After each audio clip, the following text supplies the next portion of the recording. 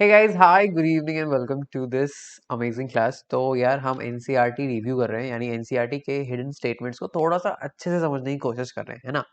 तो you already know, तो हमने सेल कर लिया, टिश्यूज कर लिया, और आज समय है आपके अपने प्यारे डाइवर्सिटी का। ठीक है, तो will do diversity to the pages 80 to 82। 10 minute का वीडियो होगा, फटाफट कर लेंगे। उससे पहले इंपॉर्टेंट इन्फॉर्मेशन, आपको पता है ट्रैकर्स अपडेट हो चुके हैं डाइवर्सिटी तक। वहां से स्लाइड्स आप डाउनलोड कर सकते हो। टेलीग्राम, अगर कुछ पूछना हो तो सोना Singh Unacademy, that is your Telegram. फटाफट टेलीग्राम पे ज्वाइन कर लेना ग्रुप, और अगर कुछ पूछना है तो उधर से पूछ लेना। बग्स बाउंटी क्या है बेटा? अगर कोई इन अप्रोप्रिएट कॉन्टेंट दिखता है, फटाफट व्हाट टू डू, फॉर्म भरो। हर एक वीडियो के नीचे एक फॉर्म भर जाता है, और उस फॉर्म से you can let us know and will take care of it. ठीक है, and obviously will reward you for that. अब प्लस क्या है और आइकॉनिक क्या है बेटा? Very simple, these are subscription. Subscription बोले तो देखो, आपको पता है at Unacademy we make sure that ample resources are available for free, YouTube, special classes. लेकिन ये जो प्लस और आइकॉनिक सब ये पेड सब्सक्रिप्शन है, जिसमें पे करने के बाद आपको अनअकैडमी के बैचेस में एंट्री मिल जाती है। So you can learn live, घर बैठे बैठे, बिना आने जाने की कोई टेंशन के। हर एक चीज आपको रिकॉर्डेड फॉर्मेट में मिलता है। प्रैक्टिस टेस्ट होते हैं। हर चौथी class is a doubt class.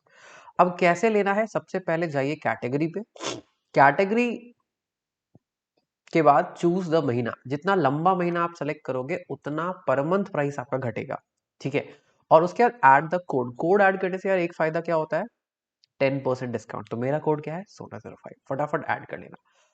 फिर आइकॉनिक क्या है? प्लस का बड़ा भाई। प्लस के सारे फीचर्स हैं, उसके अलावा इट्स अ पर्सनलाइज्ड ऑफरिंग, यानी कि आपको एक पर्सनल मेंटोर असाइन होता है जो आपकी लाइफ डाउट सॉल्विंग में हेल्प करेगा, वीकली रिपोर्ट्स में हेल्प करेंगे, पेरेंट सेशंस में हेल्प करेंगे, एंड ऑल ऑफ दैट। अब चलो, let us start discussing about our own NCERT. ठीक है, so diversity in living organisms. चलो, कॉपी और कलम अपनी एनसीईआरटी निकाल लो। So each organism is different than other. हमें पता है कि भाई देयर आर मॉडर्न अपडेट्स के हिसाब से सिर्फ 8.7 मिलियन तो यूकैरियोट्स हैं, हमें ऐसा पता है, जिसमें से मोटा मोटी हम टोटल 1.8 मिलियन स्पीशीज के बारे में ही जानते हैं, right. So obviously when you compare two, there is a lot in common, there is a lot in common, there is a lot that is different। And diversity chapter का आपका motive क्या है? आपका मोटिव यही है, इस difference को पढ़ना और समझना। ठीक है, तो इसमें इन्होंने आपको थोड़ा सा आइडिया दिया कि देखो, बैक्टीरिया होता है माइक्रोस्कोपिक है, आप उसको देख भी नहीं सकते हो विदाउट यूजिंग अ माइक्रोस्कोप। वहीं पे रेडवुड ट्रीज जो है वो 30-30 मीटर होते हैं, 100 मीटर सबसे बड़े, है ना। तो इतनी वास्ट डाइवर्सिटी है that you need to know about it, right. So the bewildering variety of life around us has evolved on earth over millions of years. अब ये चीज बहुत इंपॉर्टेंट है, evolved over millions of years, यानी ऐसा नहीं किसी ने बना के डाल दिया था। ठीक है, इवोल्यूशन में जब आप थ्योरीज ऑफ क्रिएशन पढ़ते हो तो you talk about this in lot more detail, कि ऐसा नहीं है कि किसी ने बना के डाल दिया कि भैया आज से आप रहोगे, नहीं। Evolve over millions of years. सब शुरुआत सबकी एक ही से हुई थी, हम उसको कहते हैं लूका, लास्ट यूनिवर्सल कॉमन इंसेस्टर। जो फर्स्ट ऑर्गेनिज्म जो भी हुआ होगा वो धीरे धीरे बदला, है ना। और बदलते बदलते नई वैरायटीज बनने लगे। इसका ये मतलब नहीं कि पुराने वैरायटी गायब, पुफ, नो। पुराने वैरायटीज भी थे, नए वैरायटीज भी थे, but this is what was happening. Okay. In order to make relevant groups to study life forms, we need to decide which characteristics decide more fundamental differences. अब आप बोलोगे श्याम और राम में श्याम ज्यादा लंबा है, राम कम लंबा है, इस आधार पे दोनों को डिफरेंट क्लासेस में डाल दें क्या? नहीं, these are not biologically very relevant characteristic.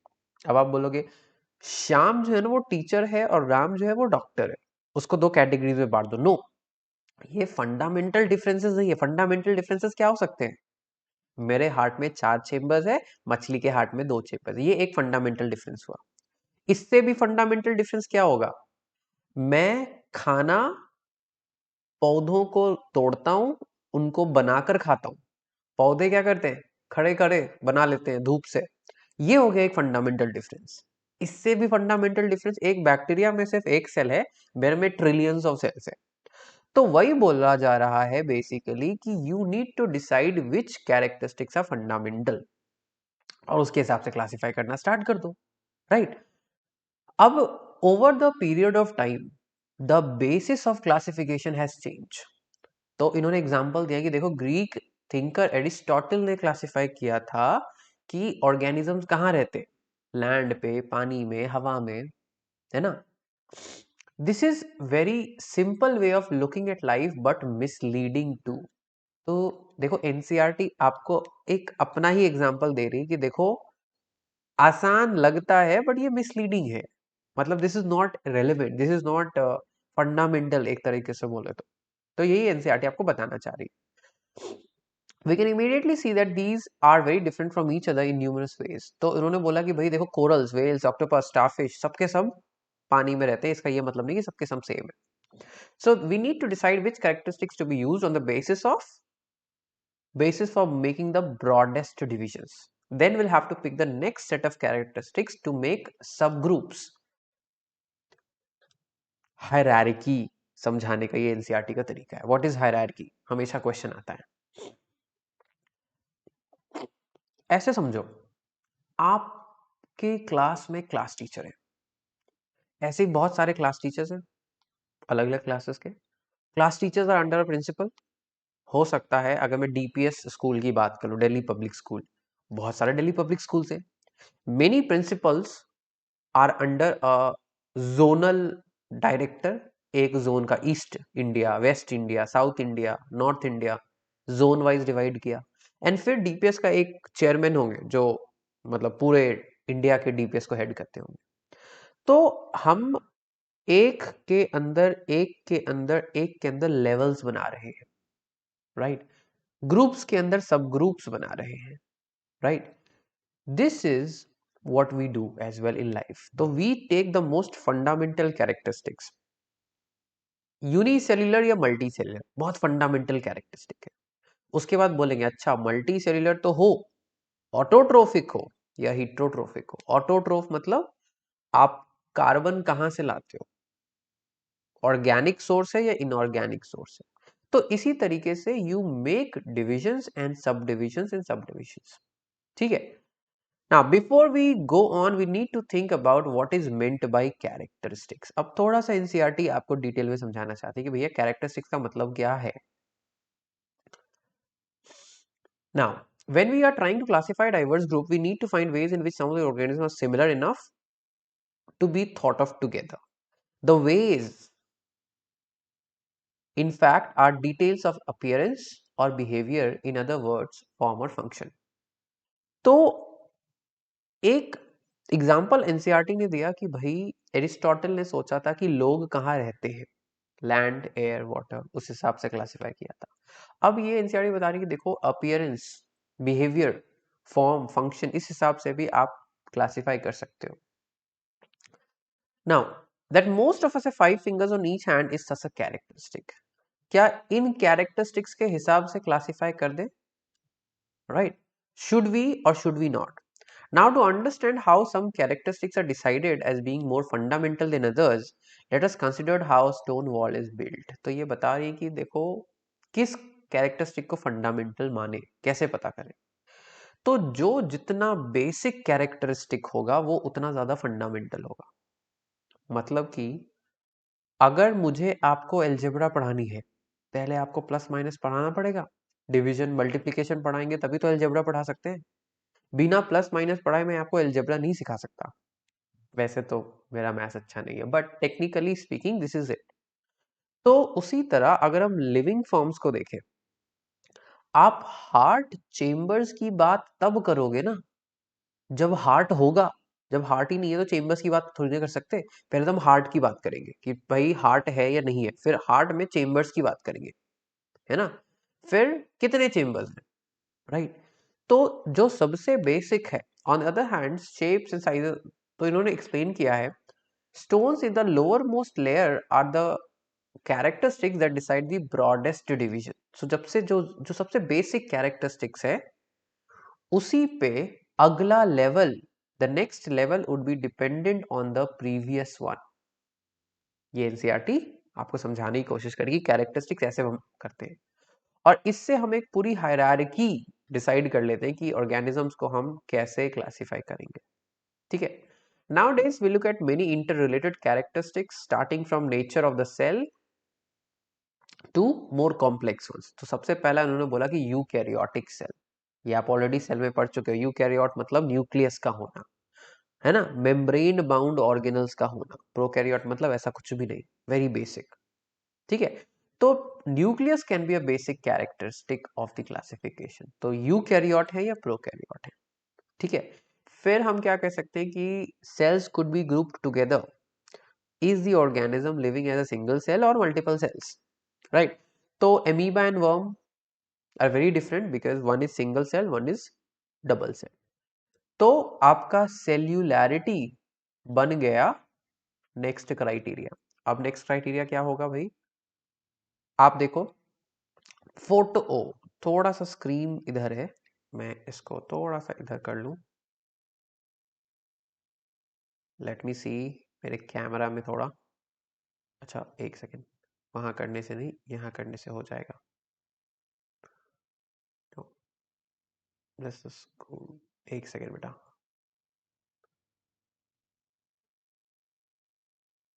हाँ ये ठीक है।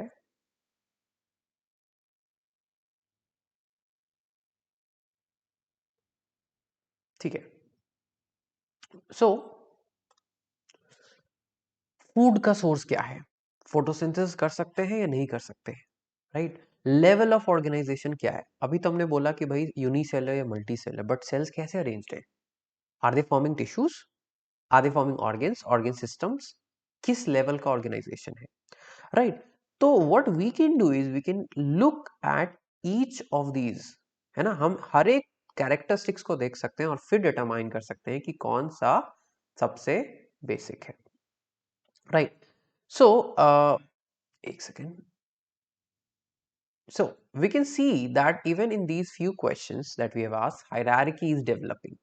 ठीक है, मोस्ट बेसिक डिजाइन के ऊपर हम कॉम्प्लिकेटेड डिजाइन बना रहे हैं, right. therefore these design features skeleton for example are used to make subgroups। तो हम सबसे ब्रॉड क्राइटेरिया के अंदर छोटे छोटे क्राइटेरियाज डिसाइड करते हैं।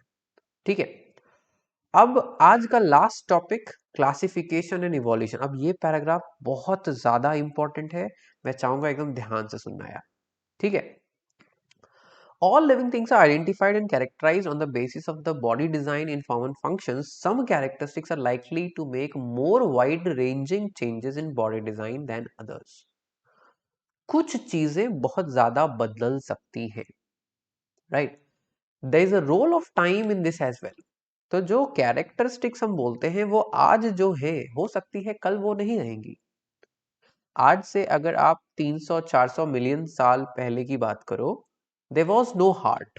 उस समय कोई क्लासिफिकेशन करने बैठता, उस समय तो कोई इंटेलिजेंट बीइंग्स नहीं थे, बट अगर उस समय कोई बैठता तो उसके लिए हार्ट का shape wouldn't be a criteria for classification, but आज वो है, because a new characteristic evolve, right. So characteristics that came into existence earlier are likely to be more basic than characteristics to that have come into existence later। बहुत बहुत important चीज है ये, important line है।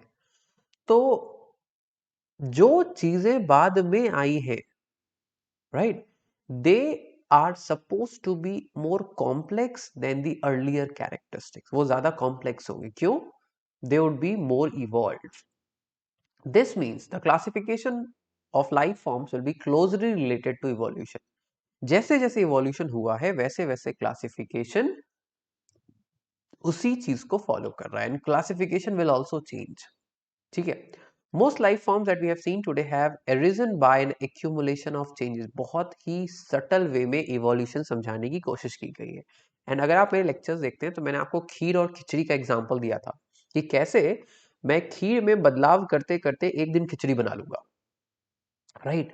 But जब खिचड़ी कब मैं बोल दूंगा कि भाई ये खिचड़ी है, जब इतने चेंजेस एक्यूमुलेट हो गए that khichdi and kheer are no more similar. अब वो एक जैसे है ही नहीं।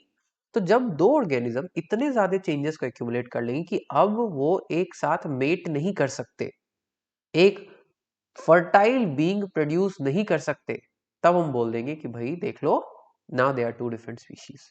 तो क्लासिफिकेशन एंड इवोल्यूशन हमेशा साथ साथ चले हैं, ठीक है। चलो, let us look at more about this.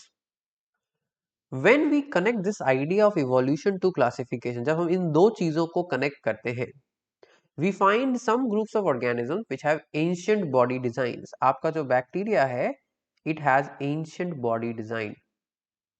अरे ये ऐसे क्यों हो रहा है भाई? ठीक है, that have not changed much, जो ज्यादा बदलाव नहीं आए हैं।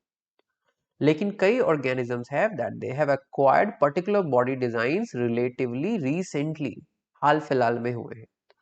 अब एक कॉमन वर्ड है जो हम यूज कर लेते हैं लेकिन हमें नहीं करना चाहिए, प्रिमिटिव या लोअर। हम बोलते हैं कि देखो bacteria is a primitive organism, is a lower organism, we are advanced, we are higher, हम ऐसा बोलते हैं। बड़ी गलत है, क्योंकि उस हिसाब से तो देखो बैक्टीरिया को कई सारे एसेंशियल अमाइनो एसिड्स जो हमने पढ़ा है, ऐसे अमाइनो एसिड्स जो आपको खाना ही पड़ता है क्योंकि आप बना नहीं सकते।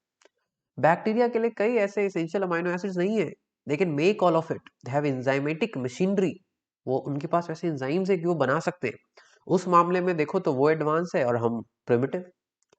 तो ये हम कह सकते हैं कि कुछ कैरेक्टरिस्टिक्स हैं जो नए हैं और कुछ कैरेक्टरिस्टिक्स हैं जो पुराने हैं, जो पहले डेवलप हुए। लेकिन उनके आधार पे ऑर्गेनिजम्स को प्रिमिटिव, लोअर कहना is not correct. This is what NCERT wants to make you understand कि ये कहना गलत होगा, राइट। So we can't use the terms like advanced, higher, primitive, lower using these characters. In reality, these terms are not quite correct. They do not properly relate to the differences. Why? Because आप human perspective को ला रहे हो, आपके लिए intelligence is an advanced characteristic, ठीक है। All that we can say is that some are older organisms, some are younger organisms. Complexity will increase over evolutionary time, जैसे जैसे टाइम आगे बढ़ेगा कॉम्प्लेक्सिटी इंक्रीज होगी, राइट। Younger organisms are more complex, we can say this as well. तो देखो एक छोटे से पैराग्राफ में इतनी सारी चीजों को इन्होंने ट्रैप कर लिया, राइट। सो गाइज थोड़ा सा you need to be very of what NCERT is telling you, ठीक है, बिकॉज बॉस इससे क्वेश्चंस आ सकते हैं, ठीक है। इन द नेक्स्ट क्लास जो हमारी शुरू होगी उसमें हायरार्की ऑफ क्लासिफिकेशन से हम स्टार्ट करेंगे। देखो एनसीईआरटी में ना ऐसा जरूरी नहीं है कि बहुत सारा इंफॉर्मेशन होगा बट मेनी टाइम्स ऐसी छोटी बातें लिख दी होगी जिसके ऊपर क्वेश्चंस डायरेक्टली आ जाते हैं। तो इसीलिए बेटा ट्राई टू मेक श्योर कि आप एक भी चीज को मिस मत करो, ठीक है। आइकॉनिक और अच्छा हाँ, अगर if you like this video फटाफट वीडियो को लाइक कर दो, ठीक है, एंड शेयर करो अपने सारे दोस्तों से। And if you want more NCERT explainer videos तब भी मुझे कमेंट्स में बताओ, ठीक है। आइकॉनिक सब्सक्रिप्शन कैसे लेना था, ये भी वही सेम तरीका है बेटा। सबसे पहले आप कैटेगरी चूज करोगे, फिर आप महीना सेलेक्ट करोगे और कोड डालोगे, कोड डालते ही 10% ऑफ। अगर आपको डाउट है कि सर हमें क्या पता क्या होता है प्लस और आइकॉनिक, तो बेटा पहले स्पेशल क्लासेस अटेंड करो। स्पेशल क्लासेस में क्या होता है ना कि इट्स पूरा फ्री, रियल टाइम, यूट्यूब से ज्यादा। यूट्यूब पे 15 सेकंड का लैग होता है, वहां कोई लैग नहीं है। क्वेश्चंस आप अपलोड करके पूछ सकते हो, पोल्स होंगे, लीडर बोर्ड्स होगा, ये सारी चीजें आपको उधर मिलती है बेटा। तो पहले स्पेशल क्लासेस ट्राई करो, उसके बाद ट्राई दिस।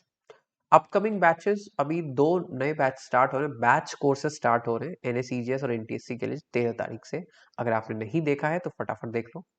मेरा एक प्रैक्टिस कोर्स स्टार्ट हुआ है अभी बायोलॉजी पे, IOQJS और एनटीएससी कंबाइंड प्रैक्टिस कोर्स, सिर्फ प्रैक्टिस, नो थ्योरी, ठीक है।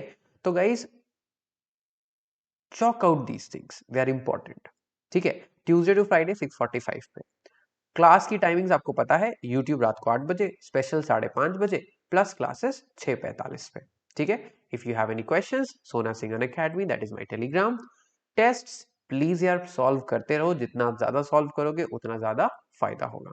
Thank you so much for joining me today, click on the bell icon as well, उससे आपको नोटिफिकेशंस आते रहेंगे, ठीक है। If you need any more help, you know how to reach me, Sona Singh Academy, that's my Telegram, ठीक है। Thank you so much guys, take care, bye.